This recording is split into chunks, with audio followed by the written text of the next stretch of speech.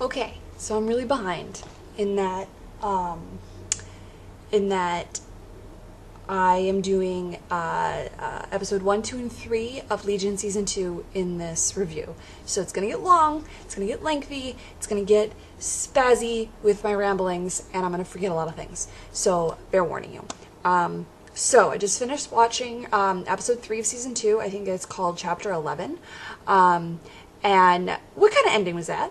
What kind of ending was that? I mean, come on. He goes inside her head, and then all of a sudden it just stops. What? I was like sitting here talking, like screaming at the TV for a second because I thought that like the DVR cut out. And then I saw the credits and I was like, oh, I guess not. Okay, anyway, let's go back to the first episode of the season. And okay, so I had a discussion with a friend of mine about this, and I don't know how I feel about the first episode. I'm glad I didn't stop. But the first episode with the kind of the I don't know what the word is that I'm searching for, but how the titles, they're not titles, the words on the screen, how they were kind of like, okay, well, Sid is trying to talk to David and explain time passing, and she said she held her breath, and, you know, it shows each month passing that she did that while holding her breath while the tea kettle before it started to boil. So seeing that on the screen was a little annoying. It proved a point, but I didn't like that, and also I didn't like the fact that it gave a basis of where everybody stood at Division 3, and I'm going to call it the Beehive because when I first saw the building, it resembled a beehive, which is hilarious because the Vermilion, I'm probably saying that wrong, the Gladys-sounding, feminine-looking, mustache-wearing, androgynous-style bots.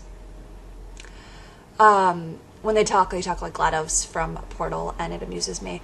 I didn't hear it at first, but then I was like, oh, right, I like this.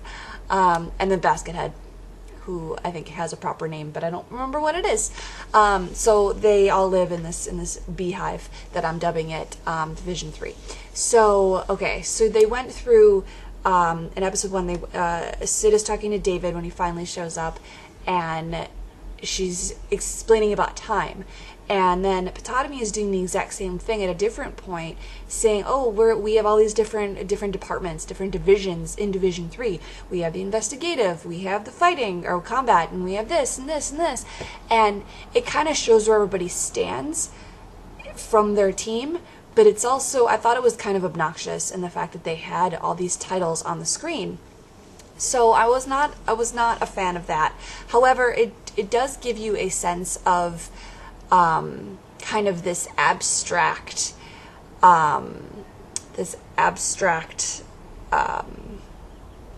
feeling towards this series. I was trying to remember back from the very, very first episode of season 1 that I was like, what did I just watch? So I got that feeling again watching season 2. Episode 1 of season 2. So good job, guys. Good job, producers, for that. Let's see what else. I'm still not a fan of Sid and David. When David is, I think when he first goes inside the big tube thing. It's not a tube. The room with water. Cerebro, filled with water, that when he first goes in there, I think Potatomy asks, or Totomy, however you pronounce his name, he is talking to Sid, and she's like, oh, he's my man. I'm so over this relationship. I really am. And, you know, when they're talking at first, the two of them, he's like, can I kiss you? He initiates, can I kiss you? And then, of course, you have this big dramatic scene right where it ends, or maybe it's I think it's the first commercial break of the first episode.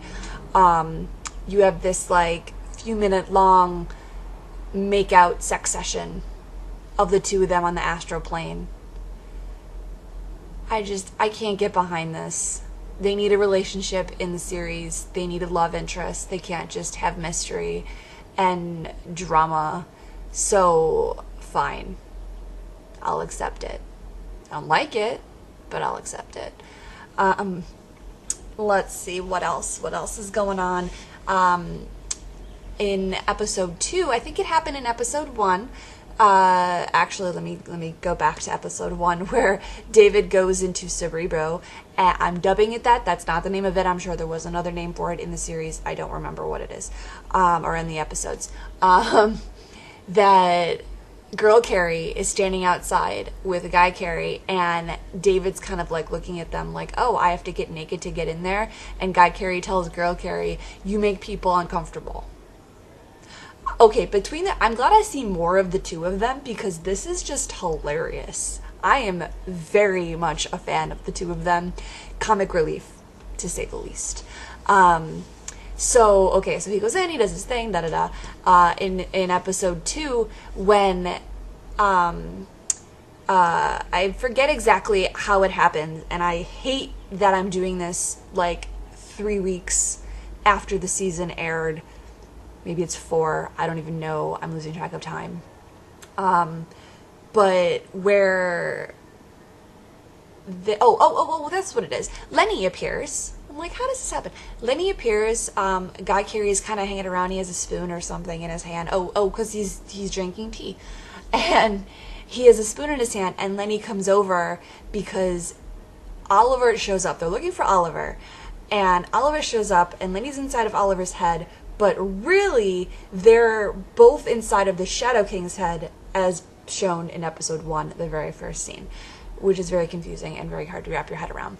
But Lenny shows up basically outside of Oliver's body, and she attacks Guy Carey by flicking the spoon, which causes Girl Carey and Guy Carey not to combine anymore, at least as easily.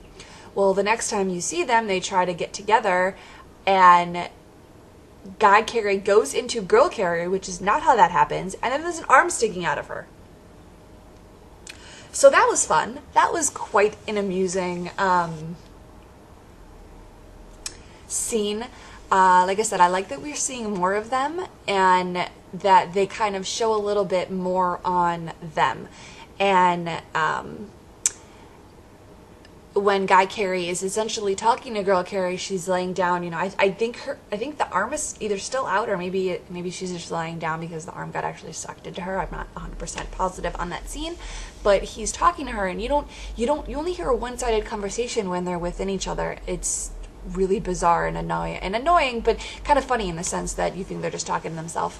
And she's like, "Oh, I'm not embarrassed," and she starts to sing, and then Guy Carey comes out and he's like, "Hey, it's a little cramped in there." It's like, yeah, she's so much smaller than you are, dude. So that's kind of funny. I'm sure other things happened in both of these, first episode and second episode, and I can't remember a darn thing about them. There's one. What is with Sid and this cat? I understand David was gone for a whole year, and they had to figure something out, so she got, some kind of emotional support cat, but then when touching the cat, she is then the cat, and the cat is then her, which is funny because when they're always panning to her and she's doing very cat things, licking herself and cleaning and doing all this stuff, you're like, oh, she's the cat now. So it's kind of funny how that happens. Seeing her as a dog would have been much more irritating because I love dogs over cats, and that's just my little tangent. So I'm kind of glad they chose cats. So yeah. Oh, and in the second episode, touching upon Lenny again, poor Lenny, she just wants to be loved. She has this conversation with Farouk, and essentially says, hey, you gonna help me out, man? I want a body. I want to get out of here. Come on. I have to, take life by the reins and just go with it. Live life to the fullest. And Farouk's like, what do you want? Who are you? Why are you still here? No interest whatsoever. So poor Lenny, she just wants to be loved. she just wants to get out. I like that we're seeing more of her. I really do. The exchange between Farouk and David as well, when he did his little like thing outside of Cerebro, and he talked to him at the fortune teller booth. Actually, that's not in quotations. That was a real thing. And they're having this conversation, and Farouk keeps flipping between languages, and I'm trying to decipher what language it is. I'm sure it's a made-up language, or maybe it's like some old, like Arabic or something that actually exists that makes perfect sense. But they're, you know, he's having a conversation, and he's like, I don't want you to you don't have to trust me, you have to respect me. But David's having all these flashbacks, or they're not necessarily flashbacks. He can see to the future or something of Sid giving him warnings saying you have to help him so you can, you know, continue. And so they're trying to find his body, and you know, it's a mess, basically. And then in this most recent episode, episode 3, touching back upon Lenny, like I said, she just wants to be loved. She's so misunderstood. She sees David trying to get in touch with Farouk, and she's like, hey friend, let's get back together. Let's do stuff. Do you have something? Can we do something? But I do have this thought. So the same friend that I had this conversation with about all this, essentially, episode 1, he had made a comment that, especially with all the, he reads all the articles, I just like to watch for entertainment, but is Lenny actually Lenny, or is Lenny Benny, and does Lenny actually exist, and if so, where's her body? But Benny died, or was it Lenny who died at Clockworks? Like, what? I don't know, just a thought. I did have to laugh, though, actually, in this most recent episode, episode 3. You know, Lenny is essentially crying for help, and she wants to get out, and she takes a gun to her head, and she falls down, but nothing comes out of her head or whatever, but bubbles kind of shoot out. That made me giggle. So I'm sure she'll be back. I'm sure she's not gone.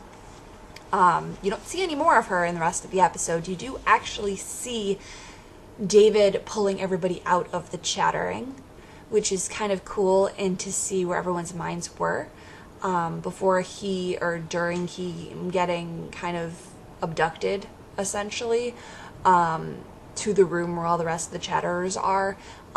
Carrie goes inside of other Carrie, because Guy Carrie goes inside of Girl Carrie, and Girl Carrie has the chattering. So I would have been very curious to see where, kind of how that's gonna play out. If Girl Carrie can kind of get out of it, what's in her head, where is her state of mind, kind of thing.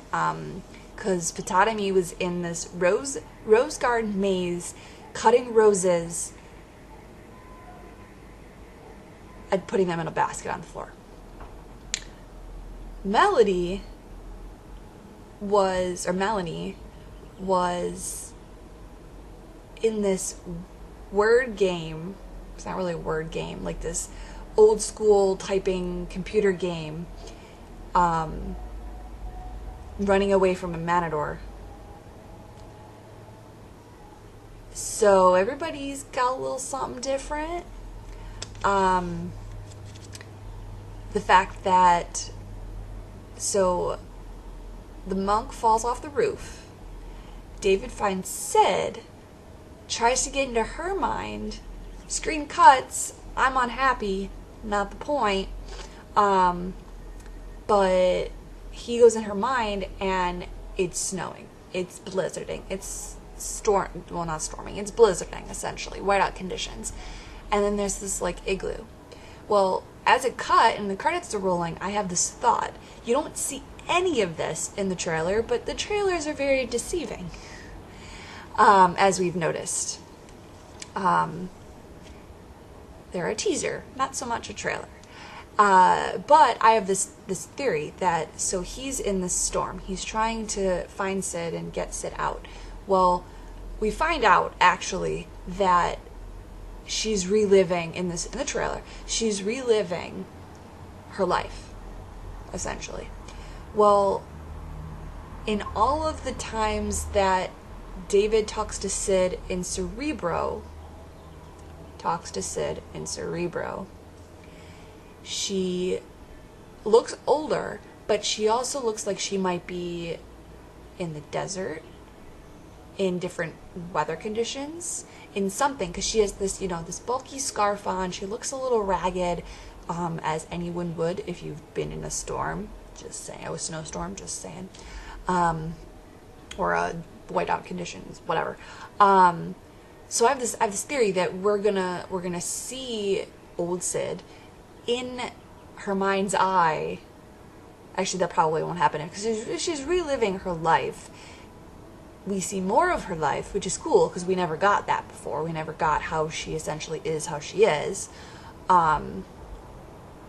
But why is older Sid, look like she's, in stormy conditions? So, it's good stuff. Kind of glad I wrapped all 3 episodes in one review, because otherwise I have a sneaky feeling every single review would be this long. And lucky for you, this is the abridged version, so you get 3 episodes at the price of 1. I think that's it. I am very much looking forward to the rest of this season. I do have to comment, actually, on this most recent episode. I'm sure it's in the other episodes too, just maybe not as noticeable or whatever. But you pick up certain things at certain scenes if you get distracted, if you're focusing on the movement of the camera or whatever the case is. Well, so David is talking to Farouk, and Lenny's there. So this is where this is happening, and Lenny is essentially trying to kill herself again, in a pool or whatever she's doing. And Farouk is on the lawn chair, and he's talking to David. The camera's doing one of these. It's almost like a pendulum, and I'm sure it's on purpose, but I don't know that anyone else has even noticed it before. And after a while, I'm like, okay, I'm getting sick of this. Can this conversation please cease? Because, unless it slows down, I'm not going to know it's going to end, because the camera just keeps... Which, I get it. You're essentially circling around them, but not really circling around them. Panning back and forth, but not really panning. More like you're looking at one person and they're looking at the other person, but the scene is essentially going like this. You're moving around their head. And I want to say in other episodes, in other scenes, they did this, but this specific scene is what stood out for me. And I think that's what this makes this season, or this series, kind of so trippy. And also the fact that the last 2 episodes, so episode 2 and 3, had talking throughout the very beginning, and essentially is giving everybody a history lesson on mental disorders. What's up with that? I mean, I get it, I guess, but I thought that this season we weren't focusing on the disorder, we were focusing on something else. Maybe I'm mixing up the articles that I did read prior to the season actually airing, but I'm kind of getting, not bored, because it's kind of interesting to see where they're going with the different scenes. The one in season, or the one in the last episode, in episode 2, Lenny made an appearance, and that made me smile. But that aside, I don't know. It's trippy. This entire season has been trippy so far. It really has. And I'm enjoying every single minute of it, if you couldn't tell. So, I guess until the next time I make a review, this is all I got. So, there it is.